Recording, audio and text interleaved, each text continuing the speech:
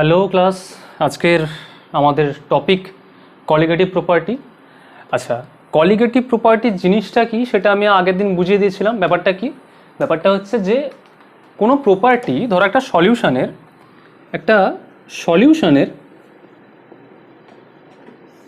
একটা প্রপার্টি যেটা কি করবে, যেটা হচ্ছে এর যে সলিউট পার্টিকেলগুলো আছে, অর্থাৎ একটা দ্রবণের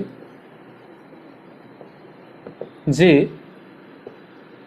দ্রাব অণুগুলো আছে, ওই দ্রাব অণুগুলোর সংখ্যার উপর যে সমস্ত প্রপার্টি নির্ভর করে, এই দ্রাব অণুগুলোর কার উপর?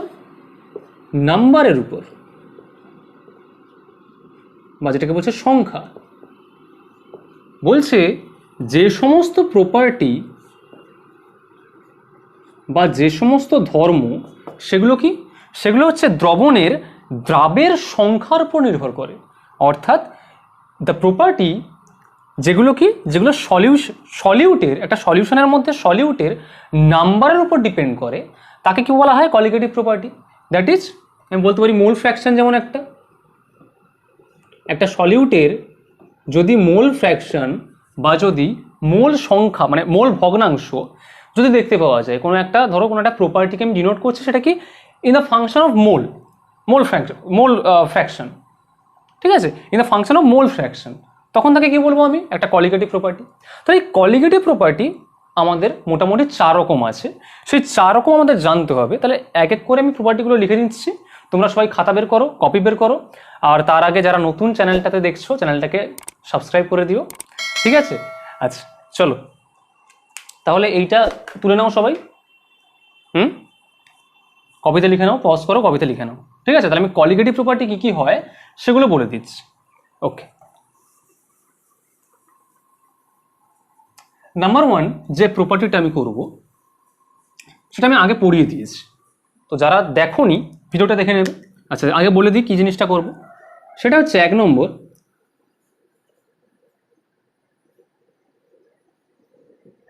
Relative lowering in vapour pressure, বা বাষ্পচাপের, বাংলায় মনে হয় এটাই বলে, বাষ্পচাপের আপেক্ষিক অবনমন। বাষ্পচাপের আপেক্ষিক অবনমন বা relative lowering in vapour pressure, এটা আমি আগে পড়িয়ে দিয়েছি। যারা দেখোনি, এটা মেবি আমার সলিউশন যে তোমার এটা ছিল, মানে ইউটিউবে দেখবে, আমার চ্যানেলে যাবে, চ্যানেলের নাম কেমিক্যাল গুরুজি, ওখানে যাবে, ওখানে গিয়ে প্লেলিস্টে যাবে, প্লেলিস্টে দেখবে যে সলিউশনের একটা প্লেলিস্ট করা আছে। তো ওইখানে দেখবে যে relative lowering in vapour pressure সম্পর্কে একটা লেকচার, কমপ্লিট ডেডিকেটেড লেকচার দেওয়া আছে। তো যারা এখনও সেটা দেখোনি তারা দেখে নাও, কারণ এটা নিয়ে আমি বেশি ডিসকাস করবো না। এটা কিন্তু একটা কলিগেটিভ প্রপার্টি। তার কারণটা কি ছিল? এখানে যেটা আমি যে ফর্মুলাটা করিয়েছিলাম সেটা কি? সেটা হচ্ছে P10 minus P1 by P10 equal to X2, ঠিক আছে? যেখানে P10 কি ছিল? P10 ছিল পিওর, আচ্ছা লিখে দিই পাশে, P10টা কি? যে পিওর সলভেন্টের, বা যেটাকে বলা হয় দ্রাবকের ভেপার প্রেশার, অর্থাৎ পিওর সলভেন্টের ভেপার প্রেশার মানে কি? যেটা বিশুদ্ধ দ্রাবক ছিল। পিওর মানে কি? বিশুদ্ধ। আই হোপ এতদিনে আর বাংলা ইংলিশ অত করে পড়াতে হবে না, পিওর মানে নিশ্চয়ই জানা গেছে। যারা আমার লেকচার ফলো করছো তাদের আস্তে আস্তে, যারা বেঙ্গলি মিডিয়ামে আছো তাদের ইংলিশ টার্মগুলো সম্পর্কে আস্তে আস্তে তারা অবগত হয়ে যাবে, ঠিক আছে? ইংলিশ টার্ম সম্পর্কে মোটামুটি অ্যাকাস্টম হয়ে যাবে, কোনো অসুবিধা নেই। তাও যারা নতুন দেখছো আমি বলে দিচ্ছি, বাংলা ইংলিশ করে লেখাচ্ছি, তো সিবিএসসি, আইসিএসসি, তোমাদের ওয়েস্ট বেঙ্গল বোর্ড সবার ক্ষেত্রে কিন্তু কাজে লাগবে। তো সবাই ভিডিওগুলোকে দেখো, আর ভালো লাগলে ভিডিওগুলোকে শেয়ার করো, অবশ্যই শেয়ার করো। আচ্ছা দেখো, তাহলে P10টা কি? P10টা হচ্ছে বিশুদ্ধ যে দ্রাবক ছিল, মানে একটা দ্রবণ ছিল। আমি দ্রবক কি করেছিলাম এখানে একটু হালকা রিক্যাপচুলেট করে দিই। একটা দ্রবণ নিয়েছিলাম, তাতে প্রথমে আমি শুধুমাত্র সলভেন্ট ছিল বা দ্রাবক ছিল, পিওর। এবার আমি কি করেছিলাম, এখানে আমি কিছু সলিউট দিয়েছিলাম, সেই সলিউটটা দেওয়ার ফলে আগে সলভেন্টের একটা ভেপার প্রেশার ছিল, যেটাকে আমি বলছি এইটা, কোনটা P10, কি পিওর সলভেন্টের বিশুদ্ধ দ্রাবকের ভেপার প্রেশার বা বাষ্পচাপ ছিল P10। এখন যখন আমি সলিউট পার্টিকেলগুলো যখন আমি এখানে দিলাম, তখন কি হলো, তখন বেসিক্যালি এই সলিউট পার্টিকেলগুলো কি করছে, যে যদি ভোলাটাইল হয়, যদি উদ্বায়ী হয়, তাহলে এরা এখানে বাষ্পচাপে কন্ট্রিবিউট করছে, আর যদি এরা নন ভোলাটাইল হয় তাহলে কন্ট্রিবিউট করছে না। কিন্তু উভয় ক্ষেত্রেই কি হচ্ছে, যে কম ভেপার তৈরি হচ্ছে, যেহেতু কম ভেপার তৈরি হচ্ছে তাহলে কি সেখানে ভেপারের প্রেশারটা কমে যাচ্ছে। এবারে ভেপারের প্রেশারটা কতটা কমছে, সেটা হচ্ছে কি P1, মানে যেটা সলিউটটা অ্যাড করার পরে যখন এই যে সলিউশনটা তৈরি হলো তার ভেপার প্রেশার। মানে আমি বলে দিই এখানটায়, আচ্ছা উপরটা মুছে দিই আমি, যে P1টা কি, আচ্ছা পেনটা মাঝে মাঝে অসুবিধা করে, যাই হোক, P1টা কি ছিল, P1টা ছিল যে, এবার দেখো আগে ছিল পিওর সলভেন্ট, এখন যেহেতু সলিউট দিয়ে দিচ্ছি মানে কি তৈরি হয়ে গেছে, সলিউশন তৈরি হয়ে গেছে, তাহলে P1টা ছিল সলিউশনের,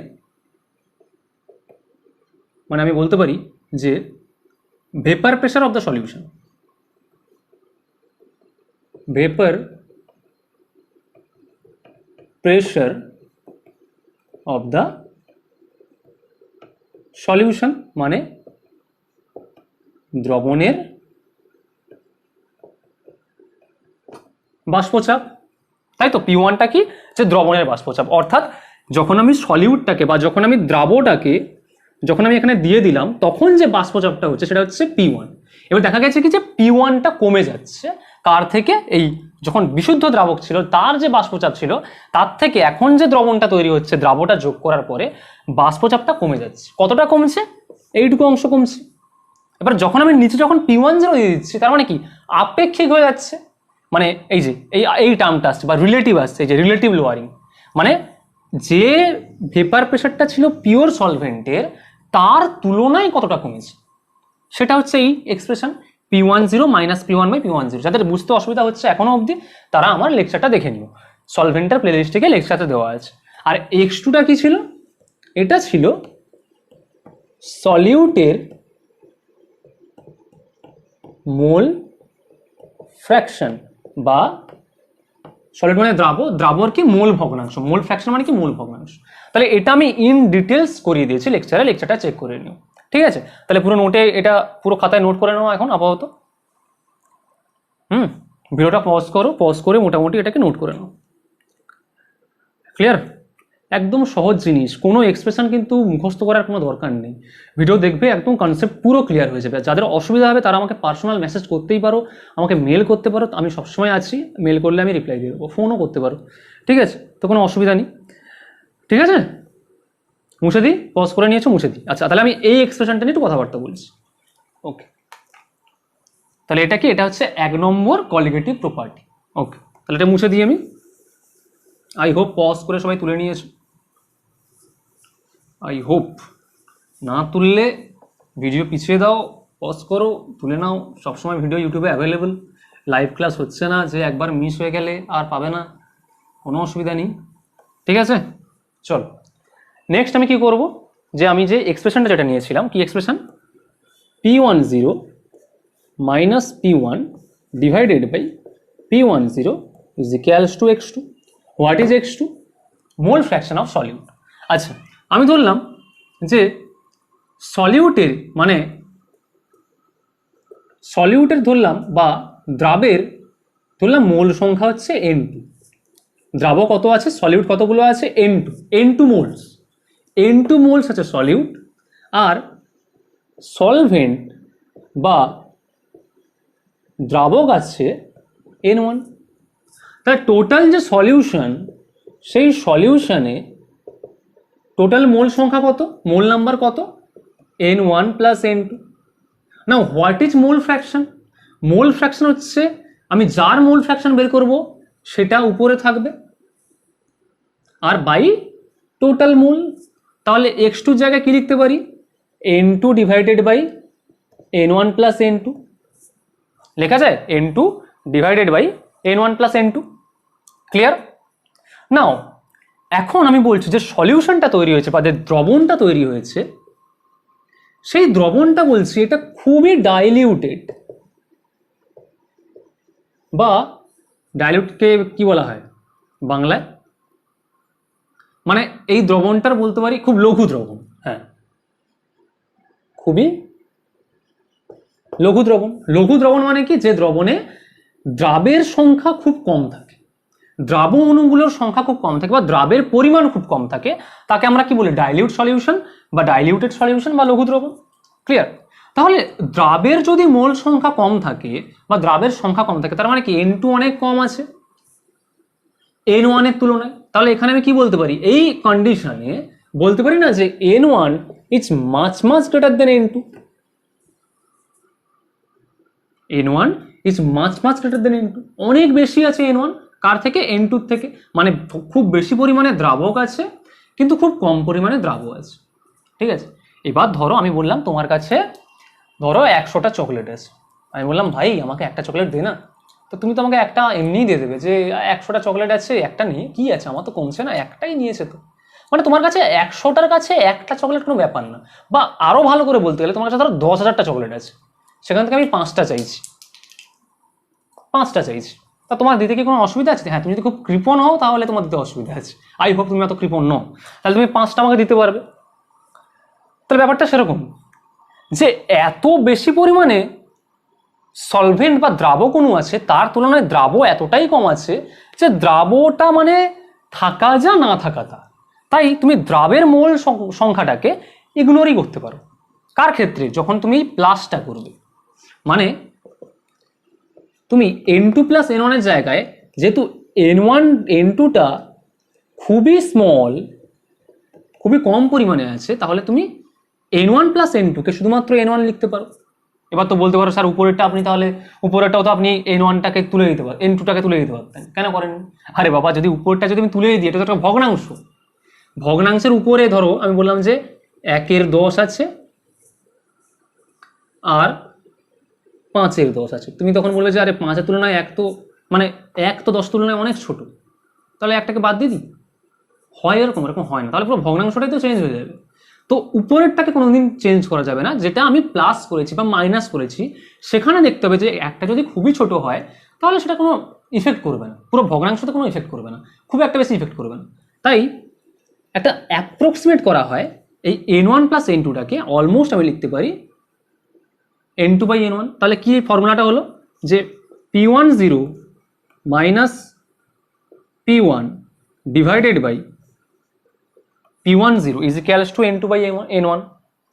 এবার আমি ধরলাম যে দ্রাব ছিল, আমি তখন মোল দিয়ে ধরেছি, আমি ধরলাম যে সলিউট ছিল, বললাম আমি সলিউট ছিল, আমি নিয়েছি W2 গ্রাম সলিউট নিয়েছি।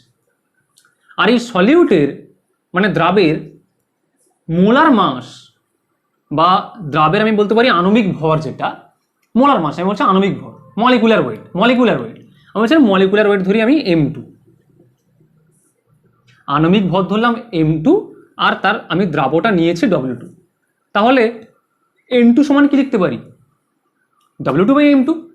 তাহলে n2 জায়গায় লিখে দাও W2 বাই কি m2। সেম ভাবে আমি ধরো n1 যেটা নিয়েছিলাম যে মোল, এই দ্রাবকটার বা এই সলভেন্টের আমি দিলাম মলিকুলার ওয়েট ধরলাম আমি m1, আর আমি নিয়েছি ধরো এটা W1 পরিমাণ। তাহলে কি হবে? n1 এর জায়গায় কি লিখবো? W1 by m1। তাহলে কি লিখবো? নিচে W1 বাই m1 মানে উপরে উল্টে গেলে কি হবে? W1 বাই n1 হতো, উল্টে গেলে কি হবে? এটা m2, সরি, তাহলে m1 বাই W1। তার মানে কি হলো? W2 into m1 by m2 into W1। তাহলে এটা একটা ফর্মুলা হয়ে গেল টোটাল। বোঝা গেছে এগুলো কেন করলাম? n2 মানে কি? মোল। কার মোল? সলিউটের মোল। সলিউট কতটা নিয়েছিলাম আমি? W2 নিয়েছিলাম। এবার W2 যদি নিই আর সলিউটের মলিকুলার ওয়েট যদি m2 হয় বা আণবিক ভর যদি m2 হয়, তাহলে তার মোল কত হবে? যেটা নিয়েছে সেটা বাই তার আণবিক ভর। তাহলে দেখো W2 বাই m2, যেটা নেওয়া আছে সেটা বাই তার মলিকুলার ওয়েট, তাহলে W2 বাই m2। দ্রাবকের ক্ষেত্রেও সেম, আমি নিয়েছি W1, তার ধরো মলিকুলার ওয়েট ধরো আমি M1, তাহলে কি করব W1/M1, যেহেতু আমি এটাকে নিচে আছে তাহলে উল্টে দিয়েছি M1/W1, তাহলে এটা কি হলো, এটা হলো আমার relative lowering in vapour pressure, শর্টকাটে লিখলাম আমি RLVP, এর ফর্মুলা হচ্ছে এটা। তাহলে এর ফর্মুলা একটা আমি অঙ্ক করিয়েছিলাম, হোম টাস্ক দিয়েছিলাম, করেছে কিছু জন ভুলভাল করেছে, যাই হোক। তাহলে এর উপরে আমি একটা ম্যাথমেটিক্স করিয়ে দিই, তাহলে বুঝতে সুবিধা হবে। আমি যাদের কাছে NCERT বই আছে ওদের এক্সাম্পলেই ম্যাথমেটিক্সটা পেয়ে যাবে, আমি সেটাই করাচ্ছি, ঠিক আছে? তাহলে মুছে দিই, এটা নিশ্চয়ই তোলা হয়ে গেছে সবার। তাহলে পজ করো, পজ করে তুলে নাও, পজ করো, স্ক্রিনশট দাও, বাস। চলো আমি ম্যাথমেটিক্সটা করাই। আচ্ছা, ওকে, চলো।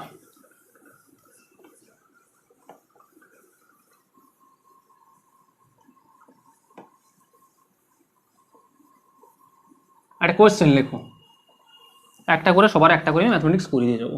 একটা কোয়েশ্চেন লেখো, কোয়েশ্চেনটা হচ্ছে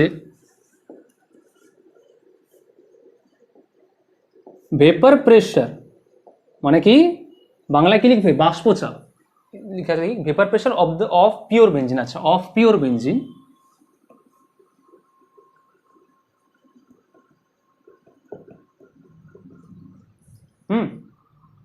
at a certain temperature, যাদের ইংলিশে অসুবিধা হচ্ছে আমি বাংলা বুঝিয়ে দেবো, সার্টেন টেম্পারেচার, কত বলা আছে, ইজ 0.850 বার। আচ্ছা, ইজ 0.850 বার। চাপের একক কি হয়, বার হয়, অ্যাটমসফিয়ার হয়, পাস্কাল হয়, ডাইন/সেমি স্কোয়ার হয়, যাই বলতে পারো। আচ্ছা, a non volatile non electrolyte solid, আচ্ছা, a non volatile non electrolyte solid weighing 0.5 gram when added to, আচ্ছা লিখে দিই, weighing 0.5 বলেছে না, 5 গ্রাম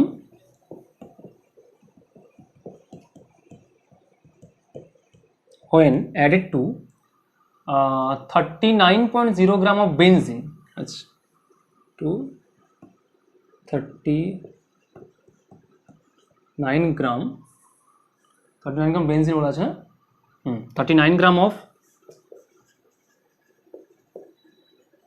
বেনজিন, যার মোলার মাস দেওয়া আছে 78 গ্রাম পার মোল,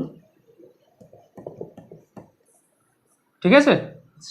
বলছে vapour pressure of the solution then is 0.845 bar. আচ্ছা, vapor pressure of the solution then is 0. কত বলা ছিল জানো, 845 বার, 845 বার। তাহলে এটা এগুলো দেওয়া আছে। কোয়েশ্চেন কি চেয়েছে, কোয়েশ্চেন চেয়েছে what is the molar mass of the solid substance. তাহলে what is the molar mass of the solid, অনেক বড় লিখে দিয়েছি, এটা মুছে আমাকে আবার অঙ্কটা করতে হবে, যাই হোক তাহলে অঙ্কটা তুলে নাও আগে। আচ্ছা দেখো তাহলে কি বলেছে, দেখো আগে বলছে যে vapour pressure of pure benzene, অর্থাৎ বাষ্পচাপ কার, বিশুদ্ধ বেনজিনের, at a certain temperature, একটা টেম্পারেচারে কত, ইজ 0.850 বার। বাষ্পচাপ একটা পিওর বেনজিনের তার কত, 0.850 বার। তাহলে পিওর বেনজিন বলা আছে, যেখানে বেনজিনটা কি একটা সলভেন্ট, মানে পিওর সলভেন্ট। তাহলে পিওর সলভেন্ট মানে আমার মাথায় কি আসছে, পিওর সলভেন্টের বাষ্পচাপের ফর্মুলা কি ছিল, P10 মাইনাস P1/P10, যেখানে P10টাই কত, 0.850 বার, তাই তো, কারণ বিশুদ্ধ বেনজিনের তো বাষ্পচাপটা বলা আছে। নেক্সট বলা আছে, বলছে এবার কি করছে, আর নন ভোলাটাইল মানে একটা অনুদ্বায়ী আর নন ইলেকট্রোলাইট মানে অতড়িৎ বিশ্লেষ্য, একটা নন ভোলাটাইল আর একটা নন ইলেকট্রোলাইট একটা সলিড, সেটা কি করেছে, তার ওয়েট কত ছিল 0.5 গ্রাম, তার ওয়েট কত 0.5 গ্রাম। তাহলে এটা কি, যেটা যে নিয়েছি যে নন ভোলাটাইল নন ইলেকট্রোলাইট সলিড, এটা কি, এটা একটা সলিউট বা দ্রাব। তাহলে দ্রাব নিয়েছি যার ওয়েট কত 0.5 গ্রাম, যেটাকে when added to 39 grams of the benzene, অর্থাৎ যে বেনজিনটা ছিল সেই বেনজিনের ওয়েট কত ছিল 39 গ্রাম, সেই 39 গ্রাম বেনজিনটা ছিল সলভেন্ট বা দ্রাবক, তার মধ্যে আমি 0.5 গ্রাম ওজনের একটা দ্রাব দিয়ে দিয়েছি বেনজিন। আচ্ছা, এই বেনজিনের তোমার এই মোলার মাস বলা আছে 78 গ্রাম পার মোল বলা আছে, এটা আমি দিয়েছি, অ্যাড করেছি, একটা সলিড অ্যাড করেছি। বলছে vapour pressure of the solution, মানে এবারে অ্যাড করার পরে যে বাষ্পচাপটা বা ভেপার প্রেশারটা এসে সেটা কত বলা আছে, ইজ 0.845 বার। ক্লিয়ার? তাহলে এটা কি, এটা হচ্ছে P1 দেওয়ার পরে সলিউশনের ভেপার প্রেশার দেওয়া হয়েছে। তাহলে এই ঘটনাগুলো হয়েছে, প্রথমে ছিল এত, এখন দেওয়ার পরে হয়েছে এত। এবার হচ্ছে what is the molar mass of the solid, এই যে সলিডটা দিয়েছি সেই সলিডের মোলার মাসটা করতে হবে, ফর্মুলা ফেলা কি হবে, P10 minus P1 by P10 equal to x2, তাই তো? তাহলে আমি করি, সবাই তুলে নাও এটা, আমাকে তো অন্য জায়গায় করতে হবে, কিছু করার নেই আর, কী করে করবো দেখি, যাই হোক মুছে দিচ্ছি আমি। হ্যাঁ,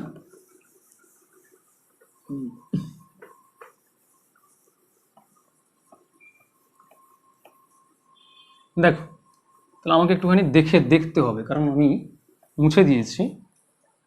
তাহলে কি, আচ্ছা ফর্মুলাটা কি ছিল,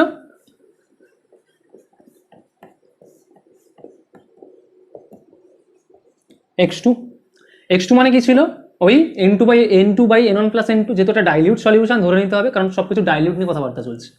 তাহলে n2/m1 মানে W2/m2 ইন্টু m1/w1, এই তো ফর্মুলা। আচ্ছা P10 কত ছিল, P10 ছিল তোমার 0.850, আচ্ছা 0.850, আর P1 কত ছিল, P1 ছিল হচ্ছে 0.845, আচ্ছা 0.845 বাই P10 কত 0.850, this is equal two x2। আচ্ছা এবার দেখো কি W2 কত ছিল, আমাকে W2 তো বের করতে হবে না, W2 দেওয়া আছে, আমাকে বের করতে হবে M2, মানে কি যে সলিডটা অ্যাড করেছে সেই সলিডের মলিকুলার ওয়েট বা আণবিক ভরটা বের করতে হবে, মানে আমাকে এটা বের করতে হবে। বাকিগুলো কি দেওয়া আছে দেখি তো, W2 মানে কি, যত পরিমাণ আমি সলিডটা আমি ওখানে দিয়েছিলাম, কত দিয়েছিলাম, কত গ্রাম, 0.5 গ্রাম, আচ্ছা 0.5 ইন্টু, আচ্ছা বাই করে দিই আগে, কত M2, এটা বের করতে হবে। M1 কত, M1 মানে যে বেনজিনটা নিয়েছিলাম, বেনজিনের আণবিক ভর কত ছিল না, 78 গ্রাম পার মোল। আচ্ছা তাহলে এটাকে আমি যদি গ্রামে লিখি, আচ্ছা গ্রামে লিখে দিই আগে, ইউনিটটা লেখাই হবে খুব ভালো, ইন্টু 78 গ্রাম পার মোল, তাই তো? আচ্ছা কতটা পরিমাণ বেনজিন ছিল, কত গ্রাম বেনজিনে দেওয়া হয়েছিল, কত দেওয়া হয়েছিল 39 গ্রাম, তাহলে 39 গ্রাম বেনজিনে দেওয়া হয়েছিল, আমাকে কি বের করতে হবে, আমাকে বের করতে হবে M2। তাহলে এটাকে আমি করে দেবো, করার কোনো দরকার নেই, আমি এখন কোথা থেকে করবো, আমার কাছে ক্যালকুলেটার আছে নাকি, তোমরা করো, সবার বাড়িতে ক্যালকুলেটার আছে, করে M2টা বের করো।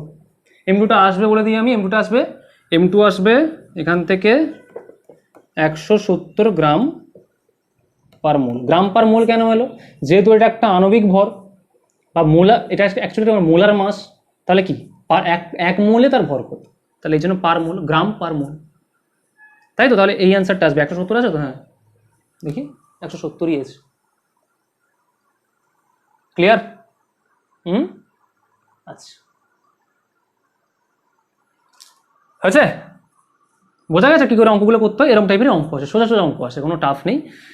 এবারে এই সংক্রান্ত যত নিটের অঙ্ক এসেছে, যত জয়েন্টের অঙ্ক এসেছে, যত তোমার এনসিআরটির কোয়েশ্চেন্স বা যত তোমার বইয়ের কোয়েশ্চেন্স আছে, সলভ করো এই ফর্মুলা দিয়েই হবে। ক্লিয়ার? ওকে, মুছে দিই, পজ করে নিয়েছো নিশ্চয়ই, চলো। এবার আসছি 2 নম্বর কোয়ালিটেটিভ প্রপার্টি। আজকে আমরা 3টে শেষ করব, 4 নম্বরটা আর একটা ভ্যান্ট অফ ফ্যাক্টর, এটা হচ্ছে আমরা তার পরের দিন করলে সলিউশন আমাদের শেষ। আচ্ছা, তাহলে 2 নম্বর কোয়ালিটেটিভ প্রপার্টি সেটা কি? এলিভেশন অফ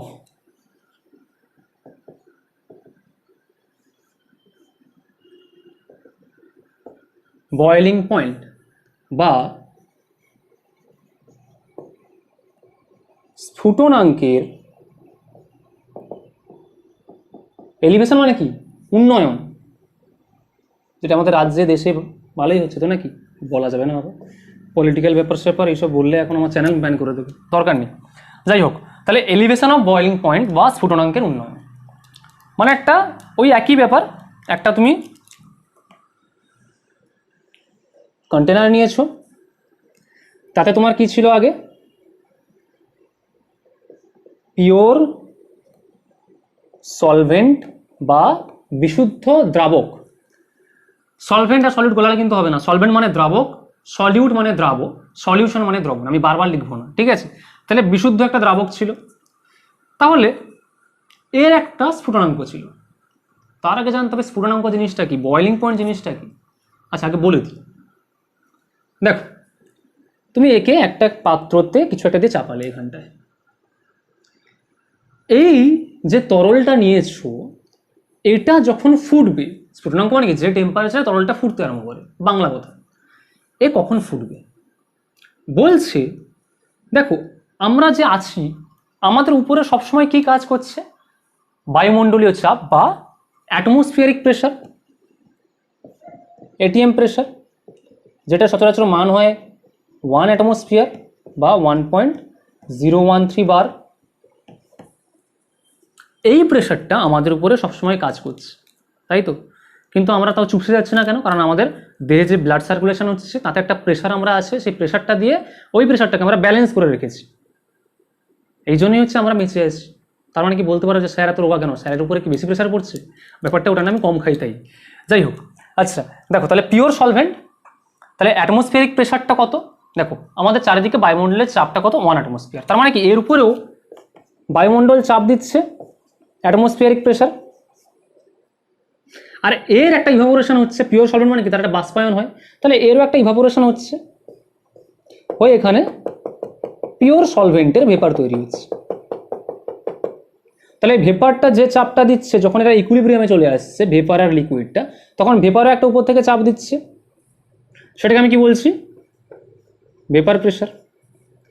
বলছে বয়েলিং পয়েন্টের ডেফিনেশনটাই বা সংজ্ঞাটাই বলছে যে যখন এই ভেপার প্রেশার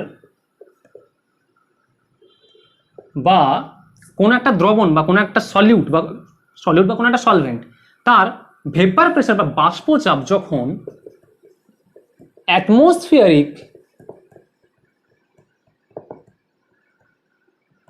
প্রেশারের সঙ্গে সমান হবে, অর্থাৎ কোনো একটা জিনিসের বাষ্পচাপ যখন বায়ুমণ্ডলীয় চাপের সঙ্গে সমান হবে, সেটা যে টেম্পারেচারে হচ্ছে, মানে ধরো আমি বললাম যে এই টেম্পারেচার, এখানে ধরো এই সময়ে বললাম যে এর যে বাষ্পচাপ আর এই বায়ুমণ্ডলীয় চাপ হচ্ছে সমান হচ্ছে।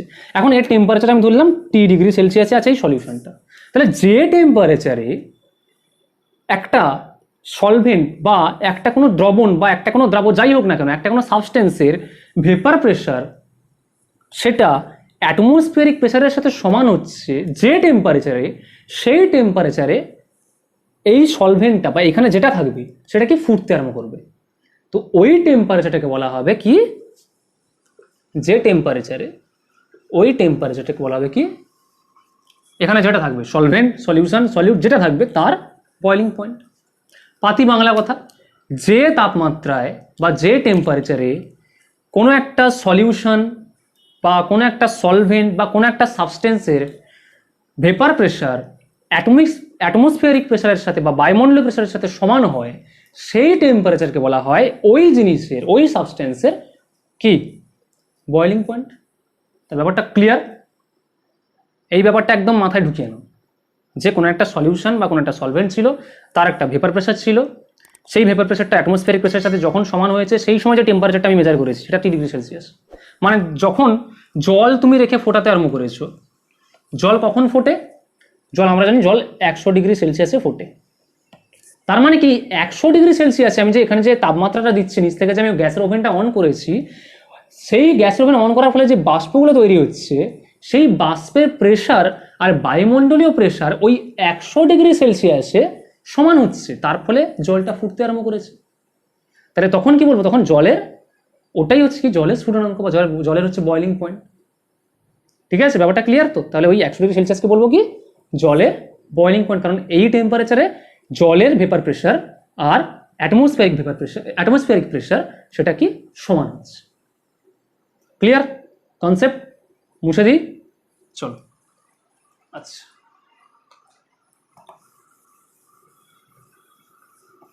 আই হোপ বোঝা গেছে, আই হোপ। এবার এ সম্পর্কে একটু কথাবার্তা বলি। এবার কেন বয়লিং পয়েন্টের উন্নয়ন হচ্ছে? কি বলেছিলাম? একটা পিওর তুমি সলভেন্ট রেখেছো, পিওর সলভেন্ট বা একটা বিশুদ্ধ দ্রাবক রেখেছো, ঠিক আছে? তুমি এখানে টেম্পারেচার দিচ্ছ, বাষ্প তৈরি হচ্ছে, সেই বাষ্প প্রেশার দিচ্ছে, এই প্রেশারটা ধরলাম আমি অ্যাটমসফিয়ারিক প্রেশারের সাথে সমান হয়ে গেছে। তাহলে যে টেম্পারেচার ধরলাম টি কেলভিন টেম্পারেচারে ধরলাম এটা সমান হয়ে গেছে, তার মানে কি টি কেলভিন টেম্পারেচারে এই তরলটা ফুটতে আরম্ভ করেছে, তাই টি কেলভিন টেম্পারেচারটা কি হবে? ওর বয়লিং পয়েন্ট, বয়েল করতে আরম্ভ করেছে। নেক্সট আমি কি করলাম? এইখানে একটা নন ভোলাটাইল বা কি বলে নন ভোলাটাইলকে? অনুদ্বায়ী কোনো একটা দ্রাব আমি এখানে দিয়ে দিলাম। এবার চিন্তা করো কি হবে, মাথা খাটাও। আগে কি ছিল? ফুটছিল, তাহলে সলভেন্টের মলিকিউলগুলো এরকম ছিল, এখান থেকে ভেপারগুলো উঠছিল উপরিতল থেকে। এখন আমি কি করেছি? সলিউট দিয়ে দিয়েছি, যেগুলো কিন্তু তুমি হিট দিলেও সেগুলো উঠবে না, কারণ সেগুলো কি নন ভোলাটাইল। তাহলে সেগুলো কি করবে? সেই সলিডগুলো কি করবে? দেখো, আমি সলিউটটাকে লাল দিয়ে দেখালাম। তাহলে সেই সলিড মলিকিউলগুলো কি করবে? এদেরকে সরিয়ে এদের মাঝখানে ঢুকে যাবে। তাহলে ঠিক আগের মতো, আগে যদি উপরে 100টা সলভেন্ট মলিকিউল থাকতো, এখন যেহেতু সলিউট দিয়ে দিয়েছি, তাহলে উপরে কি ওরা জায়গা করে নিচ্ছে আস্তে আস্তে। তার মানে কি উপর থেকে এদেরকে নিচে পাঠিয়ে দিচ্ছে, বলে না যা আমাদেরও জায়গা লাগবে উপরে, আমরাও থাকবো উপরে। তাহলে কি উপরে যদি আগে 100টা যদি তোমার এই সলভেন্ট মলিকিউল থাকে, এখন সেটা কমে যাচ্ছে, তাই তো? তাহলে যদি কমে যায়, যদি উপরিতলে যদি কম পরিমাণ সলভেন্ট মলিকিউল থাকে, তাহলে কম পরিমাণ ভেপার তৈরি হবে। লজিক, কম পরিমাণ ভেপার তৈরি হবে। মানে আগে যদি টি কেলভিন টেম্পারেচারে আমি বললাম আমি ধরো 100টা মলিকিউল উপরে যেত, সলভেন্ট মলিকিউল, এখন সেই টি কেলভিন টেম্পারেচারে কি 100টা যেতে পারবে না? তার কারণটা কি? মাঝখানে এই সলিড মলিকিউলগুলো ঢুকে গেছে। তাহলে আমি ধরলাম এখন 75টা যেতে পারছি। তাহলে 75টা মলিকিউল যখন উপরে যায়, মানে কম ভেপার তৈরি হয়েছে, কম বাষ্প তৈরি হয়েছে। তাহলে যদি কম বাষ্প তৈরি হয়, তাহলে সেই কম বাষ্প কম চাপ দেবে। লজিক, কম বাষ্প তৈরি হলে কম চাপ দেবে। এখানে 100টা যে পরিমাণ চাপ দিত, 75টা সে পরিমাণ চাপ দিতে পারবে না। তাহলে আমাকে আরও বেশি হিট দিতে হবে। আরও যদি আমি বেশি হিট দিই, তাহলে কি হবে? বাদ বাকি মলিকিউলগুলো আরও উঠতে আরম্ভ করবে। তাহলে আগে যদি আমি টি কেলভিনে এখানে 100টা চলে যাচ্ছিল, তাহলে এখন আমাকে ধরলাম T1 কেলভিন দিতে হবে, একটু বেশি টেম্পারেচার দিতে হবে এখানে 100টা মলিকিউল পাঠানোর জন্য। তাহলে যখন 100টা মলিকিউল এখানে যাচ্ছে অ্যাজ ইফ, তখন বলছে কি, তখন যে ভেপার প্রেশারটা বা বাষ্পচাপটা আছে সেটা অ্যাটমসফিয়ারিক প্রেশারের সাথে সমান হয়। তাহলে এখানে 100টা মলিকুল পাঠাতে টি কেলভিন টেম্পারেচার লাগছে, এখানে 100টা মলিকুল পাঠাতে T1 কেলভিন টেম্পারেচার লাগছে, যেখানে T1টা ইজ গ্রেটার দেন টি। তার মানে আমাকে এখন এই যে বায়ুমণ্ডলীয় অ্যাটমসফিয়ারিক প্রেসারের সাথে সমান করার জন্য আমাকে বেশি পরিমাণ টেম্পারেচার দিতে হচ্ছে, না হলে উপরে এতগুলো মলিকুল যাবেন, আর অতগুলো মলিকুল না গেলে ওই প্রেসারটা এই অ্যাটমসফিয়ারিক মানে যখন যে ভেপার প্রেসারটা দেবে সেটা অ্যাটমসফিয়ারিক প্রেসারের সাথে সমান হবে না, তাই না? তাহলে আমাকে বেশি তাপমাত্রা দিতে হচ্ছে এখানে মলিকুলগুলো পাঠাতে। আমি অ্যাজ ইফ ধরুন একটা নাম্বার ধরলাম 100 নাম্বার, এটাকে আমরা বলে দেবো না যে 100টা যাচ্ছে, অ্যাজ ইফ নাম্বার, যেখানে 100টা ধরো আগে সলভেন্ট মলিকুল যেত, তাহলে যে চাপটা দিত সেই চাপটা হচ্ছে এই এক অ্যাটমসফিয়ারিক চাপের সাথে সমান হতো, অ্যাটমসফিয়ারিক চাপের সাথে, তখন সে বয়েল করতো টি কেলভিন টেম্পারেচারে। এখন দেখতে পাচ্ছি 100টা যেতেই পারছে না ওই টি কেলভিন টেম্পারেচার, তার মানে কাছে কি এরা ঢুকে গেছে, সলিডগুলো ঢুকে গেছে, তাহলে এখন আমাকে টির থেকে আরও বেশি টেম্পারেচার দিতে হচ্ছে উপরে 100টা পাঠানোর জন্য। উপরে 100টা গেলে তবেই আমি অ্যাটমসফিয়ারিক প্রেসারের সাথে সমান হবে, এখানে যদি 100টা যদি যায় তারপরেও বায়ুমণ্ডলের চাপের সাথে সমান হবে, তাহলে 100টা পাঠানোর জন্য আমাকে বেশি পরিমাণ তাপমাত্রা দিতে হচ্ছে। তাহলে বেশি পরিমাণ তাপমাত্রা দেওয়ার পর যখন ও 100টা যখন এখানে গেল তখন এই তাপমাত্রাটা আমি ধরলাম T1, মানে সেটা টির থেকে অবভিয়াসলি বেশি পরিমাণ তাপমাত্রা দিয়েছি। তাহলে এখন T1টা কি এর বয়লিং পয়েন্ট, তাহলে আলটিমেটলি কি হলো বয়লিং পয়েন্ট বা স্ফুটনাঙ্কের কি হলো উন্নয়ন হলো, এলিভেশন হলো। তাহলে এটাই হচ্ছে মলিকুলার অ্যাসপেক্টের, যে কিভাবে স্ফুটনাঙ্কের উন্নয়নটা হচ্ছে একটা নন ভোলাটাইল সলিউড অ্যাড করার জন্য, একটা অনুদ্বায়ী দ্রাবক অ্যাড করার জন্য কি করে স্ফুটনাঙ্কের উন্নয়নটা হচ্ছে। তাহলে I hope clear, I hope, আশা করা যায়। মুছে দিই। আচ্ছা, এবারে এর আমি একটা গ্রাফিক্যাল রিপ্রেজেন্টেশন নেব, একটা গ্রাফ থেকেও করা যায়। পুরো কনসেপ্ট এখান থেকে ক্লিয়ার হয়ে যাবে, এখান থেকে ভিডিও দেখার পর যেন একটা কনসেপ্ট যেন না থাকে, মানে কনফিউশন যেন না থাকে কনসেপ্ট সম্পর্কে, সেটা আমার মোটিভ। তো মাঝখানে ভিডিওটা যদি ভালো লাগে তাহলে একটা করে লাইক কিন্তু দিয়ে দিতে হবে, ঠিক আছে? লাইক না দিলে কিন্তু ভিডিও ইউটিউবে সাজেস্টেড পেজেও আসে না, তো লাইক একটু দিয়ে দাও, সাবস্ক্রাইবটা তো অ্যাপ্রিসিয়েটেড অলওয়েজ। আর যদি খুব ভালো লাগে বন্ধু বান্ধবকে যদি মনে হয় যে লেকচারটা হেল্পফুল হচ্ছে, বন্ধু বান্ধবকে শেয়ার করে দাও, সবাই দেখুক, তাতে আমার সুবিধা হবে, তোমাদেরও সুবিধা হবে, তাই না? চলো, আচ্ছা এবার কি করছি, একটা গ্রাফিক্যাল রিপ্রেজেন্টেশন করছি, একটা গ্রাফটা কি,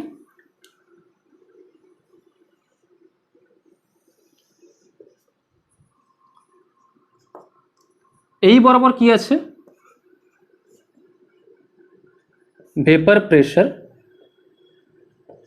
বা বাষ্পচাপ, এই বরাবর কি আছে বাষ্পচাপ ওয়াই অ্যাক্সিস বরাবর, আর এক্স বরাবর কি আছে টেম্পারেচার বা তাপমাত্রা, কিসে কেলভিনে, ইন কেলভিন। আচ্ছা, এবার তাপমাত্রা বাড়লে বাষ্পচাপ বাড়ে, তো অবশ্যই বাড়বে, তাপমাত্রা বাড়লে বেশি পরিমাণ বাষ্প তৈরি হবে, বাষ্পচাপ আস্তে আস্তে বাড়বে, বাষ্প বেশি তৈরি হওয়া মানে সে বেশি চাপ দেবে, যদি বাষ্প তৈরি হয় সে বেশি চাপ দেবে, তাহলে বাষ্পচাপ বাড়বে, তাহলে টেম্পারেচার বাড়লে বাষ্পচাপ বাড়বে। তাহলে আমি প্রথমে আঁকছি একটা পিওর একটা বিশুদ্ধ দ্রাবক, তার বাষ্পচাপ কেমন হবে আমি ধরলাম, তার বাষ্পচাপটা ধরলাম আমি, ধরো এটা কি, এটা হচ্ছে পিওর সলভেন্টের ক্ষেত্রে বাষ্পচাপ মানে টেম্পারেচার বাড়ালে বাষ্পচাপ বাড়ছে আস্তে আস্তে এইভাবে, ঠিক আছে? আচ্ছা, এবার আমি বলছি, এবার আমি কি দিয়েছি এখানটায়, আমি এখানে দিয়ে দিয়েছি এই পিওর সলভেন্টে কি দিয়ে দিয়েছি আমি একটা নন ভোলাটাইল নন ইলেকট্রোলাইট একটা সলিউড দিয়ে দিয়েছি, অনুদ্বায়ী একটা দ্রাবক দিয়ে দিয়েছি। তাহলে কি হবে বাষ্পচাপ এবার কি হয়, যদি দ্রাবক দিয়ে দিই তাহলে কি উপরে দ্রাবক মলিকুলগুলো আছে যেগুলো কি অনুদ্বায়ী মানে সেগুলো উঠবেও না, আর এদেরকে উঠতেও দিচ্ছে না, আমি উঠবো না তাকে আমি উঠতেও দেবো না, তাহলে কি কম পরিমাণ বাষ্প যাবে, তাহলে সেখানে কি হবে বাষ্পচাপটা এর যেটা ছিল সেখানে বাষ্পচাপটা কমে যাবে, তাহলে আমি ধরলাম এই পরিমাণ বাষ্পচাপ কমে গেছে। কিন্তু যখন টেম্পারেচার যখন আমি বাড়াচ্ছি তখন বাষ্পচাপ তো আস্তে আস্তে বাড়ছে, এটা তো নর্মাল, মানে এর থেকে কম হবে কিন্তু সেটা বাড়বে আস্তে আস্তে। ধরো তাহলে এটা কি, এটা হচ্ছে ফর সলিউশন বা দ্রবণের ক্ষেত্রে কি বাষ্পচাপ ভার্সাস টেম্পারেচার, টেম্পারেচার বাড়াচ্ছে, আস্তে আস্তে বাষ্পচাপ বাড়ছে। এই লাইনটা নিচে, এই লাইনটা কেন? কারণ এই লাইনটা হচ্ছে পিওর সলভেন্ট, বিশুদ্ধ দ্রাবক। সেখানে কি, সেখানে যেহেতু পুরোটাই দ্রাবক, বাষ্পচাপ সেখানে বেশি। আর এখানে যেহেতু আমি কিছু অশুদ্ধি মিশিয়েছি, অশুদ্ধি মানে ইন দ্য সেন্স কিছু আমি সলিউড মিশিয়েছি যেগুলো হচ্ছে নন ভোলাটাইল, তাহলে কি সেখানে কম পরিমাণ বাষ্প তৈরি হবে, কারণ সলিউডগুলো উপরে ভরে দিয়েছে, ও উঠবে না, দ্রবণের মলিকুলগুলোকে উঠতে দেবে না। তাহলে কি কম পরিমাণ, সারফেসে কম পরিমাণ কি আছে, সলভেন্ট মলিকিউল আছে বা দ্রাবক মলিকিউল আছে, তাহলে তারা কম পরিমাণ বাষ্প তৈরি করবে, কিন্তু তৈরি করবে, তাহলে এর থেকে কম হবে। এবার তুমি যদি টেম্পারেচার আস্তে আস্তে বাড়াও, তাহলে ওরা আস্তে আস্তে উঠবে, তাহলে এর মতো আবার এরাও উঠবে আস্তে আস্তে। টেম্পারেচার বাড়াচ্ছি, উঠছে, টেম্পারেচার বাড়াচ্ছি, উঠছে, বাড়ছে আস্তে আস্তে। আচ্ছা, এবার আমি ধরলাম ঠিক এই পয়েন্টটাকে আমি ধরলাম, এটা তো চাপের কার্ভ, আমি ধরলাম যে এই পয়েন্টটা ঠিক 1 অ্যাটমোস্ফিয়ার। 1 অ্যাটমোস্ফিয়ার চাপটা হচ্ছে এই জায়গাটায় চাপ হচ্ছে 1 অ্যাটমোস্ফিয়ার, বা এটাকে বেসিক্যালি বলা হয় 1.013 বার। হ্যাঁ, এটাই তো 1 অ্যাটমোস্ফিয়ার মানে কত, 1.013 বার। অনেকের বইতে 1.013 বার লেখা আছে, কোনো কনফিউশন নেই, 1 অ্যাটমোস্ফিয়ার মানেই 1.013 বার। ঠিক আছে, তাহলে এটা হচ্ছে 1 অ্যাটমোস্ফিয়ার। আচ্ছা দেখো কি, 1 অ্যাটমোস্ফিয়ার বরাবর লাইনটা আমি টানলাম,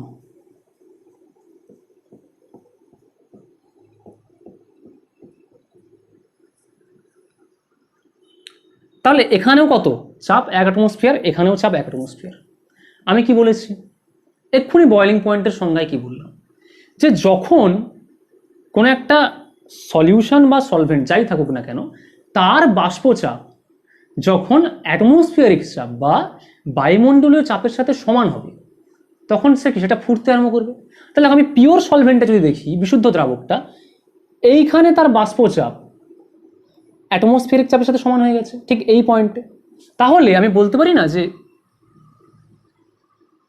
এই যে টেম্পারেচারটা, এই টেম্পারেচারে এই সলভেন্টটা আবার ফুটতে আরম্ভ করেছে, বয়েল করতে আরম্ভ করেছে, কারণ কি এর ভেপার প্রেশার অ্যাটমসফিয়ারিক প্রেশারের সাথে সমান হয়ে গেছে এই জায়গাটায়। তাহলে এটা কি হবে, এটাকে আমি ধরলাম,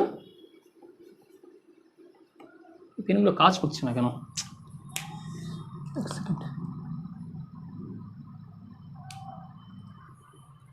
এটাকে আমি ধরলাম, ধরো T0B, T0 ফর কি পিওর, যেহেতু এটা পিওর সলভেন্ট, তার কত, তার বয়লিং পয়েন্টটা এটা, কারণ এই পয়েন্টে কি হয়েছে, এই যে পিওর সলভেন্টটা তার বাষ্পচাপ আর অ্যাটমসফিয়ারিক প্রেশার সমান হয়েছে, তার মানে ওটা ফুটতে আরম্ভ করবে। কোন তাপমাত্রায় ফুটছে, T0B তাপমাত্রায় ফুটছে। ঠিক সেম ভাবে এই অ্যাটমসফিয়ারিক প্রেশারটা এইখানে কাট করেছে সলিউশনের ক্ষেত্রে। তাহলে ঠিক এই পয়েন্টে সলিউশনের ভেপার প্রেশার মানে দ্রবণের বাষ্পচাপ আর অ্যাটমসফিয়ারিক প্রেশার একই এই পয়েন্টে। তাহলে যে পয়েন্টে একই হয় সেই পয়েন্টে কি হবে, স্ফুটন হবে বা বয়েলিং হবে। তাহলে এই পয়েন্টটা কি হবে, জাস্ট এই টেম্পারেচারে টিবি দিয়ে লিখলাম, এই টেম্পারেচারে কি হচ্ছে, সলিউশনটা ফুটতে আরম্ভ করেছে। তার মানে এই গ্রাফ থেকেই ক্লিয়ার যে দেখো, আগে পিওর সলভেন্টের ক্ষেত্রে বয়েলিং পয়েন্ট ছিল এটা, স্ফুটনাঙ্ক ছিল এটা, এখন সলিউশনের ক্ষেত্রে বা দ্রবণটার ক্ষেত্রে হয়েছে এটা, মানে কি বেড়ে গেছে। তাহলে এখানে কি হয়েছে, এলিভেশন বা উন্নয়ন। কার, বয়েলিং পয়েন্টের। কতটা বেড়েছে ঠিক বলি, এইখান থেকে টিবি মাইনাস TB0 এই পরিমাণ বেড়েছে। এটাকে আমি লিখে দিচ্ছি সমান ডেল্টা টিবি। এই ডেল্টা টিবিটা কি, এলিভেশন অফ বয়েলিং পয়েন্ট, আমি সংক্ষেপে বিপি লিখে দিচ্ছি। এলিভেশন, ব্লাড প্রেশার না কিন্তু, boiling point, elevation of boiling point delta TB, যেটা টিবি মাইনাস TB0। গ্রাফ থেকে ক্লিয়ার? গ্রাফ থেকে ক্লিয়ার তো, যে টিবি মাইনাস TB0 সমান কত হচ্ছে, ডেল্টা টিবি। আচ্ছা, এবারে এক্সপেরিমেন্টালি দেখা গেছে এই যে এলিভেশন অফ বয়েলিং পয়েন্ট মানে স্ফুটনাঙ্কের উন্নয়ন, এই যে ডেল্টা টিবিটা, এটা প্রপোর্শনাল টু দ্রবণের যে molality, M for molality of the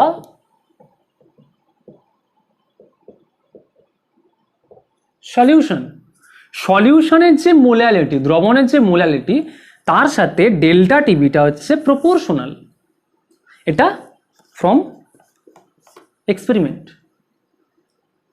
molality কি জানো তো, যে মোলস পার কেজি।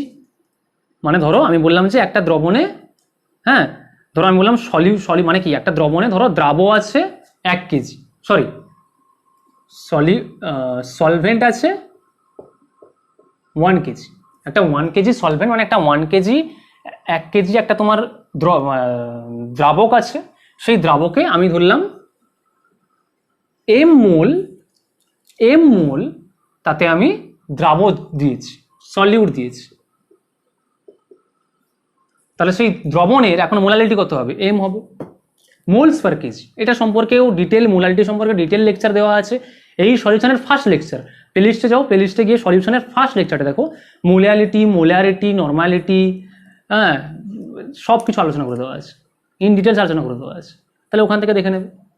আমি দেখে দিচ্ছি কি, সলিউটের মোল বাই সলভেন্ট পার কেজিতে, প্রতি কেজি সলভেন্টে কত মোল সলিউট আছে, সেটা কি বলছে কি মোলালিটি, মানে সলিউশনের মোলালিটি। তাহলে সেটা কি delta TB is proportional to m। এটা এক্সপেরিমেন্টালি পাওয়া গেছে। তাহলে সব লিখে নাও, সব লিখে নাও, লিখে নাও, লিখে নাও, লিখে নাও, লিখে নাও, মুছে দিই, চলো। আচ্ছা,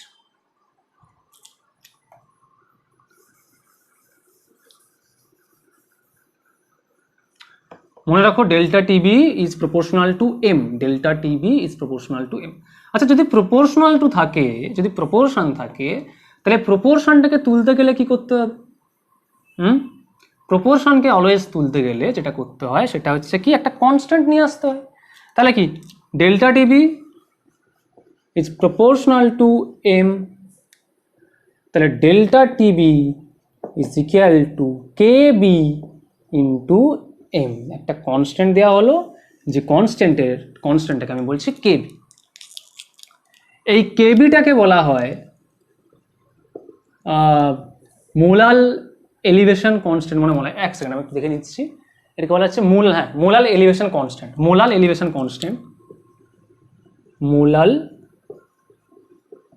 আচ্ছা, যারা বাংলায় আছো না, আমার না ঠিক কেবির বাংলাটা মনে পড়ছে না, মানে এটা কি, একটু বইটা চেক করো তো, কেবিটাকে কি বলা হচ্ছে ওখানটায়, বইটা আছে নিশ্চয়ই, আমি ইংলিশগুলো মনে পড়ছি। মোলাল এলিভেশন কনস্ট্যান্ট, বা এটাকে আরও বলা হয়, আর একটা যেমন বলা হয় এখানটায় আছে বয়েলিং পয়েন্ট এলিভেশন কনস্ট্যান্ট। আচ্ছা, বয়েলিং পয়েন্ট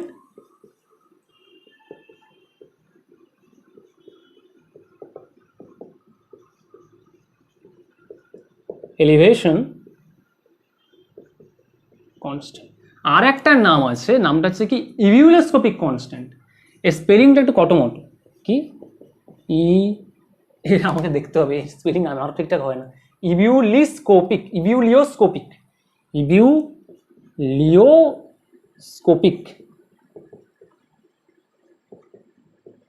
কনস্ট্যান্ট, এর প্রচুর নাম আছে। একটা কি মোলাল এলিভেশন কনস্ট্যান্ট, মানে মোলাল টার্মটা এসছে মানে কি মোলাল এলিভেশন কনস্ট্যান্ট। একটাকে বলা হয় বয়লিং পয়েন্ট এলিভেশন কনস্ট্যান্ট, মানে কি বাষ্পচাপ উন্নয়ন ধ্রুবক বলতে পারো, বাষ্পচাপ না, স্ফুটনাঙ্ক উন্নয়ন ধ্রুবক বলতে পারো। আর এটাকে কি বলা হচ্ছে ইভিউলোস্কোপিক কনস্ট্যান্ট। এটার আবার কোনো বাংলা নেই, এটা ইভিউলোস্কোপিক কনস্ট্যান্ট, তো ইভিউলোস্কোপিক কনস্ট্যান্ট। আচ্ছা, এর ইউনিট কী হবে? আমি যদি বলছি কেবির ইউনিট কী হবে, ডেল্টা টিবি বাই m লিখতে পারি এটাকে। ডেল্টা টিবির ইউনিট কি কেলভিন, m এর ইউনিট কি মোল পার কেজি,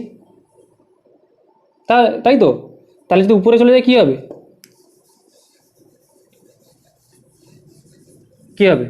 কেলভিন কেজি পার মোল। ক্লিয়ার? কেলভিন কেজি পার মোল। এবার যদি বলছে ইভিউলোস্কোপিক কনস্ট্যান্টের ডেফিনেশন বলো। ডেফিনেশন মানে কি, কিছুই না, তুমি m এর জায়গায় 1 বসাও। ইফ m ইকুয়াল টু 1, তাহলে কি ডেল্টা টিবি ইকুয়ালস টু কেবি। তার মানে যদি সলিউশনের যদি মোলালিটি যদি 1 হয়, তাহলে আমি বলতে পারো উল্টো দিক থেকে যে 1 মোলাল কোনো দ্রবণের যে পরিমাণ স্ফুটনাঙ্কের উন্নয়ন হয় তাকে কি বলা হয়? ইবুলোস্কোপিক কনস্ট্যান্ট বা মোলার এলিভেশন কনস্ট্যান্ট। মানে কি, নর্মাল একটা তোমার ধরো একটা বালতি নিয়েছো, বালতিতে আমি বলছি যে সেখানে ধরো 1 কেজি জল নিয়েছো, 1 কেজি জলে তুমি 1 মোল, ধরো আমি বলছি যে 1 মোল একটা তুমি ইউরিয়া দিয়ে দিয়েছো। 1 বালতি জল নিয়েছো, মানে জলটা অবভিয়াসলি জল যে নিয়েছো সেই জলটা হতে হবে 1 কেজি। 1 কেজি জল নিয়েছো, সেই 1 কেজি জলে তুমি উপরে দিয়ে দিয়েছো, ধরো আমি বললাম যে 1 মোল তুমি কি ধরো ইউরিয়া দিয়েছো। তাহলে কি ওটা কি তৈরি হলো? সলিউশনটা তৈরি হলো 1 মোলাল ইউরিয়া সলিউশন। এবার এই 1 মোলাল ইউরিয়া সলিউশনে তুমি কি দেখবে? তার যতটা বয়লিং পয়েন্টের এলিভেশন হচ্ছে, যতটা বয়লিং পয়েন্ট বা যতটা তোমার হচ্ছে স্ফুটনাঙ্কে যতটা উন্নয়ন হচ্ছে, সেটাকেই বলবে তোমার ওই সলিউশনের কি হবে? কেবি। ঠিক আছে? ক্লিয়ার? আচ্ছা, তাহলে এটাই হচ্ছে ফর্মুলা। তাহলে এর উপর ম্যাথমেটিক্স করতে হবে। তাহলে ম্যাথমেটিক্সটা দেখি কি ম্যাথমেটিক্স আছে এখানটায়। আচ্ছা আচ্ছা, এটাকেও তুমি ভেঙে লিখতে পারো, কোনো অসুবিধা নেই, ভেঙেই অনেকে লেখা যায়। অনেকে এখান থেকে ফর্মুলা তৈরি করে, জানো তো? ফর্মুলাটা তৈরি করার তেমন কোনো দরকার নেই আমার যেটা মনে হয়, কারণ তুমি মোলালিটির ক্ষেত্রে ফর্মুলা তৈরি করবে, আবার কি দরকার মানে মানে এখান থেকে তুমি যদি একটা ফর্মুলা তৈরি করো, লেটস সে, আচ্ছা আমি এটা মুছে দিচ্ছি, হ্যাঁ এটা তোলা হয়ে গেছে নিশ্চয়ই, নাহলে পজ করে তুলে নাও এটাকে, ঠিক আছে? মুছে দিচ্ছি। যদি তুমি, আমি বলি যে এখান থেকে তুমি যদি একটা ফর্মুলা তৈরি করতে চাও, কোনো দরকার নেই, লোকজন তাও করে। আসলে এত ফর্মুলা যখন তুমি তৈরি করবে না, তখন ছেলেপুলে কী হবে জানো তো? ছেলেপুলে তখন ওই শুধু ফর্মুলাই মুখস্থ করবে, পরীক্ষায় ফর্মুলা মনে রাখতে পারবে না। আমি যদি মোলালিটির কনসেপ্টটা যদি আমি জেনে নিই, তাহলেই তোমার হয়ে যাবে, আমার ফর্মুলার তো কোনো দরকার নেই। তাও করে দিচ্ছে, করা আছে যখন। ধরো আমি বললাম যে যে W2 পরিমাণ একটা তুমি সলিউট নিয়েছো, যে সলিউটের মোলার মাস ধরি M2, M2টা কি তার মোলার মাস বা মোলার ভর, বা এটাকে বলতে পারো, এটাকে বেসিক্যালি মলিকুলার মাস বল, মলিকুলার মাস বলছি, মলিকুলার মাস বা আণবিক ভর ধরলাম হচ্ছে M2। ঠিক আছে, এবারে আমি ধরলাম যে এটাকে আমি বেসিক্যালি এটা একটা কি একটা সলিউট, এটাকে আমি ধরো বেসিক্যালি দিয়েছি W1 পরিমাণ কোনো একটা সলভেন্টে, সবই কিন্তু গ্রামে, W2 গ্রাম, M2 গ্রাম, W1 গ্রাম। তাহলে এখন মোলালিটি কী হবে? মোলালিটি মানে কি? মোলস, কত মোল হচ্ছে, কার মোল? সলিউটের মোল। কত মোল? W2 নিয়েছিলাম, তার মলিকুলার ওয়েটটা হচ্ছে M2, তার মানে কি W2 বাই M2। কতই দিয়েছি? W1 গ্রাম সলভেন্টে দিয়েছি। আচ্ছা, এটা মোলালিটি করতে গেলে কি অলওয়েজ কেজিতে করতে হবে, তাহলে W1 গ্রাম মানে কত কেজি বের করতে হবে, মানে কত কেজি হবে W1 বাই 1000, তখন এটা কেজিতে চলে আসবে। তাহলে এটা তুমি একটু উল্টে পাল্টে লিখে তাহলে কত হবে? W2 into 1000 by W1 into M1। Just এই ফর্মুলাটা পুট করে দাও, কী হবে? KB into W2 by W1 into 1000 by M1। তুমি এভাবে মনে রাখতে পারো। এভাবে মনে রাখার কোনো দরকার নেই, এত যদি ফর্মুলা মুখস্থ করো না, তখন কী হবে জানো তো? মানে প্র্যাকটিস করছো, মনে থেকে যাচ্ছে আলাদা ব্যাপার, কিন্তু উইদাউট এনি কনসেপ্ট, জাস্ট আমি একটা ফর্মুলা মুখস্থ করে নিলাম, নিয়ে একটা কোয়েশ্চেন এলো, আমি মান বসিয়ে দিলাম, ওতে কিছু শেখা হয় না। ওভাবে শেখো না, এইভাবে শেখো যে হোয়াট ইজ মোলালিটি। মোলালিটি মানে কি, একটা সলভেন্ট আছে, যে সলভেন্টটা 1 কেজি হতে হবে এবং তাতে যত মোল আমি সলিউট হবে। তাহলে সলভেন্টে যদি গ্রামে থাকে তাকে কেজিতে করে নিতে হবে, কেজিতে করলে কি 1000 দিয়ে ভাগ করতে হবে, আর আমার যে সলিউটটা আছে তার মোলটা বের করতে হবে, তাহলে যত মোল বাই যতটা আছে, যত কেজি আছে সলভেন্ট, ওটাই তো হয়ে গেল মোলালিটি। ঠিক আছে, তাহলে এটা তুলে ফেলো, পজ করে তুলে ফেলো, আরও একটা করতে হবে, অনেক দেরি হয়ে যাচ্ছে। চলো চলো তাড়াতাড়ি ফটাফট অঙ্কটা তুলে দিই, হু করে একটা অঙ্ক করিয়ে দিই। ঠিক আছে, আচ্ছা একটা অঙ্ক করো। আচ্ছা, অঙ্কটা হচ্ছে, আমি অঙ্কটা দেখে নিই কি আছে। 6 gram of urea and 9 gram of glucose কি করেছে, আর ডিজলভড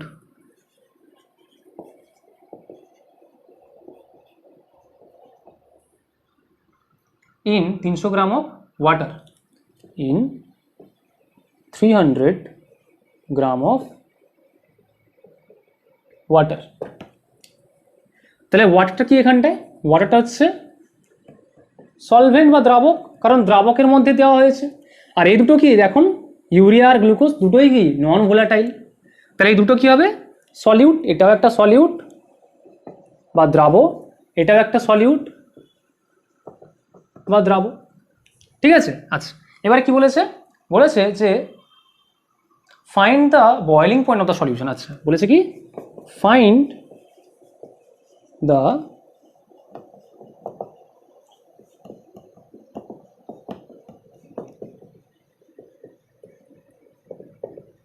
ওই সলিউশনের বয়েলিং পয়েন্ট, মানে ওই সলিউশনের স্ফুটনাঙ্ক কতটা সেটা বের করতে বলেছে। কি 300 গ্রাম জল ছিল, তাতে আমি কি দিয়েছি 6 গ্রাম ইউরিয়া দিয়েছি, 9 গ্রাম গ্লুকোজ দিয়েছি, তারপরে ওই সলিউশনের ক্ষেত্রে যে পরিমাণ আমার বয়েলিং পয়েন্ট বা যে পরিমাণ স্ফুটনাঙ্ক হচ্ছে সেটাকে বের করতে হবে। স্ফুটনাঙ্কের উন্নয়ন না, কিন্তু আমাকে স্ফুটনাঙ্কটাই বের করতে হবে, মাথায় সবসময় মনে রাখো স্ফুটনাঙ্কটা বের করতে হবে, বয়েলিং পয়েন্টটা বের করতে হবে, নাকি এলিভেশন অফ বয়েলিং পয়েন্ট বের করতে হবে। ক্লিয়ার? আচ্ছা যেটা কি দেওয়া আছে, আচ্ছা দেওয়া আছে পিওর ওয়াটার, যে পিওর যে ওয়াটারের বয়েলিং পয়েন্ট 100 ডিগ্রি সেলসিয়াস আমরা জানি। আর কি এখানে কেবি দেওয়া আছে, আচ্ছা কেবি ফর ওয়াটার, আচ্ছা কেবিটা দেওয়া আছে, কেবি ফর ওয়াটার, জলের কেবিটা দেওয়া আছে।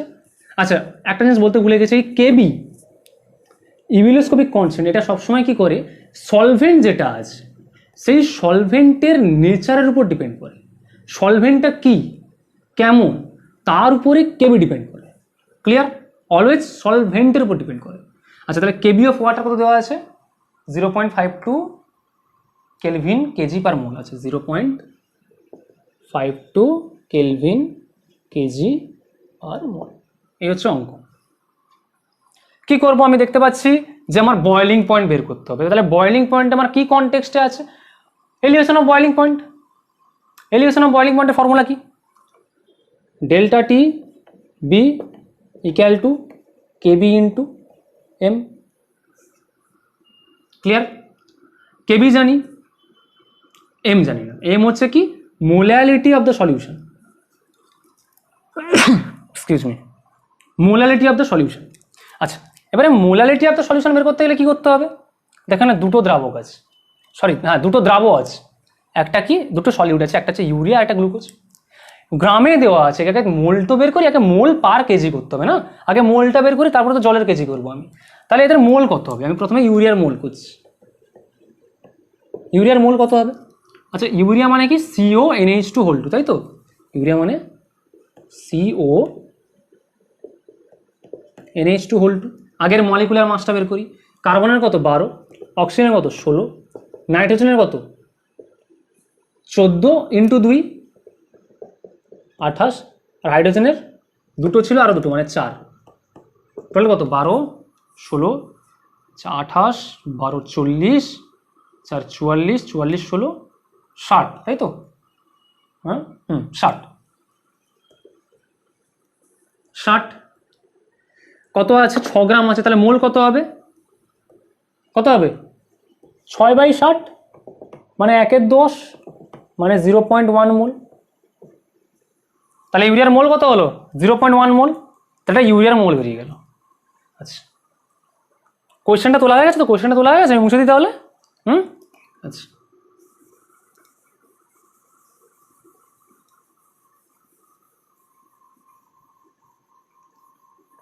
কোয়েশ্চেনটা যারা তোলোনি একটুখানি ভিডিওটা পিছিয়ে নিয়ে একটু পজ করে তুলে নাও, ঠিক আছে, তাহলে দেখে দেখে একটুখানি মেলাও।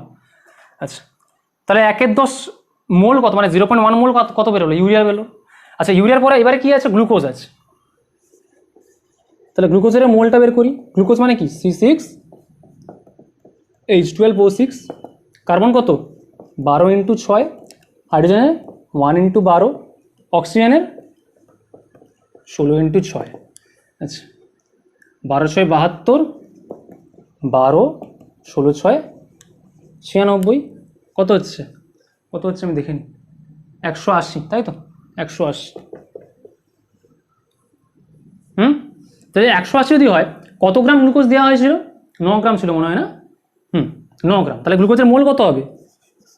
9/180, 1/20 মানে 0.05, 20×5=100, একটা পয়েন্ট চলে এলো 0.05। তাহলে কি গ্লুকোজের মোল বেরোলো 0.05, ইউরিয়ার মোল বেরোলো 0.1। আমাকে এখন মোলালিটি দরকার। তাহলে টোটাল দ্রাবের মোল কত হচ্ছে? 0.05 প্লাস 0.1, তার মানে কত হচ্ছে? Total mole of solute 0.1 plus 0.05 মানে 0.15। তাহলে 0.15 হচ্ছে তোমার মোল বেরোলো। এটা হচ্ছে টোটাল কি বেরোলো? টোটাল হচ্ছে সলিউটের মোল। এবার আমাকে দ্রবণের মোলালিটি বের করতে হবে। মোলালিটি মানে কি? মোলালিটি মানে মোল পার কেজি। কেজিটা কার? সলভেন্টের, তাই তো। মোলালিটি মানে কি? m এর মোল, সলিউটের মোল কত? 0.15 বাই সলভেন্টের ভর ইন কেজিতে। তাহলে সলভেন্টটা কি ছিল? ওয়াটার। দ্রাবকটা ছিল ওয়াটার। তাহলে ওয়াটারের ভর কত ছিল? কত ছিল জানো? 300 গ্রাম না, তাই তো? হ্যাঁ 300 গ্রাম। দ্রাবের ভর কিসে বের করতে হবে? কেজিতে। কেজি মানে গ্রামকে কেজি করতে গেলে 1000 দিয়ে ভাগ করতে হবে, তাহলে 1000। তার মানে যদি উল্টে যায় তাহলে কত হবে? এটাকে আমি করি 0.15 × 1000 বাই 300। তাহলে এটাকে তুলে দিই, নিচে 100, 20, 10 2 মানে 1/2 মানে 0.5। 0.5টা কি? এত হচ্ছে মোলাল হলো। সলিউশনটা 0.5 মোলাল, তাই তো। তাহলে সলিউশনের মোলালিটি কত? মোলালিটি 0.5। এবার আমার কি ডেল্টা টিভি সমান কি ছিল? ডেল্টা টিভি সমান ফর্মুলা চলে এলাম। ডেল্টা টিভি সমান কি ছিল? কেবি ইন্টু এম, মোলালিটি। কেবি কত ছিল? কেবি কত ছিল? কেবি কত ছিল? 0.52 দেওয়া আছে, 0.52। তাহলে 0.52 কেজি কেলভিন পার মোল। আর এটা মোলালিটি কত এলো? 0.5 কি মোলালিটির ইউনিট কি? মোল পার কেজি। কত মোল পার কেজি দেওয়া আছে? মোল কেজি ইনভার্স। তাহলে মোল কেজি ইনভার্স, তাই তো। কেজি ইনভার্স কেজি ইনভার্স চলে গেল। মোল ইনভার্স চলে মানে কেলভিনে অ্যান্সার আসবে। টেম্পারেচার মানে তো কেলভিনে অ্যান্সার আসবে। তাহলে এটা দুটোকে গুণ করলে কত হবে? 0.52 আর 0.5 কত আছে রে? গুণ করলে কত এসছে? 0.26। আমি আর দেখবো না, আমি করে দিই। 0.26 কেলভিন। কি বেরোলো? এটা ডেল্টা টিবি এলিভেশন বেরোলো। এলিভেশন ইন বয়লিং পয়েন্ট বেরোলো, মানে কতটা বয়লিং পয়েন্ট বেড়েছে। এখন পিওর ওয়াটারের বয়লিং পয়েন্ট কত ছিল? 100 ডিগ্রি সেলসিয়াস। বাড়লো কতটা? 0.26 কেলভিন, তাই তো। তাহলে এখন কত হয়েছে? 100 প্লাস 0.26। এবার বলছো স্যার তো কেলভিনে আছে, তো সেলসিয়াস আছে। আরে বোকা, সেলসিয়াস আর কেলভিন স্কেলের যে এটা স্কেলের ডিস্টেন্সগুলো তো একই। মানে আমি যদি বলি যে 1 কেলভিন সমান কত ডিগ্রি সেলসিয়াস, তখন তুমি বলবে যে আচ্ছা আলাদা, তখন তো আলাদা, কিন্তু এদের ডিফারেন্সটা তো একই, তাই না? তাহলে 0.26 যদি কেলভিন, যদি খুব অসুবিধা হয় তাহলে কি করবে যে আচ্ছা এখন আমি আগে তো বুঝিয়ে দিই। এটা হয়ে গেছে তো? আচ্ছা তাহলে এখন বয়লিং পয়েন্ট কত হবে?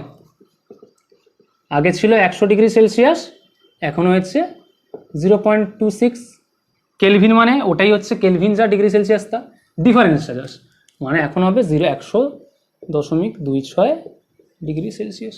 এবার অনেকের মনে কনফিউশন আসতে পারে, স্যার 0.26 কেলভিন আর কেন আপনি কেলভিনের সাথে কেন সেলসিয়াস যোগ করলেন? আরে নর্মাল ব্যাপার, এক সেলসিয়াস আর 1 কেলভিনের যে ঘরগুলো যেগুলো থাকে, মানে এই যে কেলভিন স্কেল আর সেলসিয়াস স্কেলের ঘরগুলোর ডিফারেন্স তো সমান, তাই তো। মানে এ যদি 30 ঘর থাকে ওরও 30 ঘরই নামবে।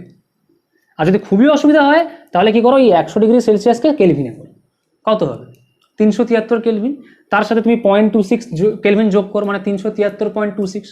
সেখান থেকে তুমি এবার সেলসিয়াসে আসতে গেলে -273 করো, সেই বেরোবে তোমার 100.26। ব্যাপারটা বোঝাতে পারলাম? তাহলে এটাই হচ্ছে কি অ্যান্সার, যে এখন অ্যাকচুয়াল বয়েলিং পয়েন্টটা কত হয়েছে। এটা হচ্ছে এলিভেশন অফ বয়েলিং পয়েন্ট বেরিয়ে গেল, এলিভেশন ইন বয়েলিং পয়েন্ট, আর এটা হচ্ছে অ্যাকচুয়াল বয়েলিং পয়েন্ট। তুলে নাও, ক্লিয়ার? তাহলে এরম টাইপের অনেক ম্যাথামেটিক্স আছে, বইতে পাবে, সেগুলো নিজেরা করো। নিটের বই আছে, সেখান থেকে নিজেরা করো, সব সলভ করো। সলভ করে প্রবলেম আটকালে আমাকে জানিও। ভাবছিলাম আজকের ওই ডিপ্রেশন ইন ফ্রিজিং পয়েন্টটা করাবো, কিন্তু টাইম হচ্ছে না, আর এতক্ষণ বকতে পারছি না। যাই হোক, তাহলে আজ এই অবধি থাক। আর ভিডিওটা আশা করি পছন্দ হয়েছে, আশা করি অনেকটা ইনফরমেটিভ ছিল, আশা করা যায়। আর মনে হয় তোমাদের কিছু কাজে লাগবে। যদি কাজে লাগে তাহলে ভিডিওটাকে শেয়ার করো, প্লিজ ভিডিওটাকে লাইক করো, আর চ্যানেলটাকে অবশ্যই সাবস্ক্রাইব করে নাও। কারণ আমি সবসময় এই টপিকগুলো কিন্তু আমি আপলোড করতে থাকবো, মানে আমাদের যে এই বছরটা চলছে, যে লকডাউনের বছরটা, এটা ভেবেই আমি চ্যানেলটাকে খুলেছি, যাতে আমাদের যারা বেসিক্যালি হয়তো লাইভ ক্লাস করতে অসুবিধা হচ্ছে, এখন প্রায় স্কুলে লাইভ ক্লাস শুরু হয়ে গেছে, কিন্তু হয়তো লাইভ ক্লাস তাদের বাড়িতে নেটওয়ার্কের অসুবিধা হচ্ছে, তাদের প্রবলেম হচ্ছে, তারা পরে টিচারকে অ্যাপ্রোচ করতে পারছে না। তো আমার ভিডিওগুলো তো ইউটিউবে অ্যাভেলেবেল, যাদের ইন্টারনেট কম তারা জাস্ট ইউটিউবে ডাউনলোড করে নাও, ডাউনলোড করে দেখে নাও। আমি 1000 এসিপি আর রেজলিউশনে দেখতে বলছি না, তুমি 480p-তে দেখো না, কোনো অসুবিধা নেই। রেজলিউশন আমি 1000 এসিপিতেই আপলোড করি, কোনো অসুবিধা নেই, কিন্তু দেখে নাও। আর যদি ভিডিওগুলো যদি ইনফরমেটিভ লাগে তাহলে প্লিজ শেয়ার করো, সোশ্যাল মিডিয়াতে শেয়ার করো, তোমাদের যেটা যেটা ইচ্ছা শেয়ার করো, আর সাবস্ক্রাইব করো, চ্যানেলটাকে গ্রো করতে সাহায্য করো, ঠিক আছে? তো আমি মোটিভেশন পাবো, এরকম আমি আরও ভিডিও বানাবো। আমার তো এখন পুরো ইচ্ছা আছে টোটাল আমি 11-12 পুরো সিলেবাস কভার করবো। প্রতি সপ্তাহে আমি 11-এ দুটো ভিডিও দিই, 12-এ দুটো ভিডিও দিই। তো যারা 11-এও আসো তারা দেখতে পারো 11-এর ভিডিও, 12-এর ভিডিও। আর যারা জয়েন্ট নিট দিচ্ছ তাদের ক্ষেত্রেও ভিডিওগুলো প্রচণ্ড ইম্পর্টেন্ট, পুরোটা রিক্যাপচুলেট হয়ে যাবে, ঠিক আছে? তো বাংলাতে আর ইংলিশে মিলিয়ে ভিডিওগুলো দিচ্ছি, যাতে সমস্ত বোর্ডের ক্ষেত্রে সুবিধা হয়, আমার বাঙালি যারা ছাত্র আছে, বাঙালি যারা বন্ধু আছে, তাদের ক্ষেত্রে যাতে সুবিধা হয়, ঠিক আছে? তাহলে চলো আজকের ভিডিও অবধি থাক। নেক্সট দিন দেখা হচ্ছে আর একটা লেকচার নিয়ে, যে লেকচারে আমি আলোচনা করব ডিপ্রেশন ইন ফ্রিজিং পয়েন্ট আর অসমোটিক প্রেশার। এই দুটো হচ্ছে কি কোয়ালিটেটিভ প্রপার্টির আর দুটো ধাপ, ঠিক আছে? বা আর দুটো টপিক। তাহলে এই দুটো সম্পর্কে ইন ডিটেল আলোচনা হবে, সে সম্পর্কে ম্যাথামেটিক্স হবে, বিভিন্ন টাইপের ম্যাথামেটিক্স হবে, ঠিক আছে? তাহলে আজ থাক এই অবধি, চলো টাটা, থ্যাংক ইউ।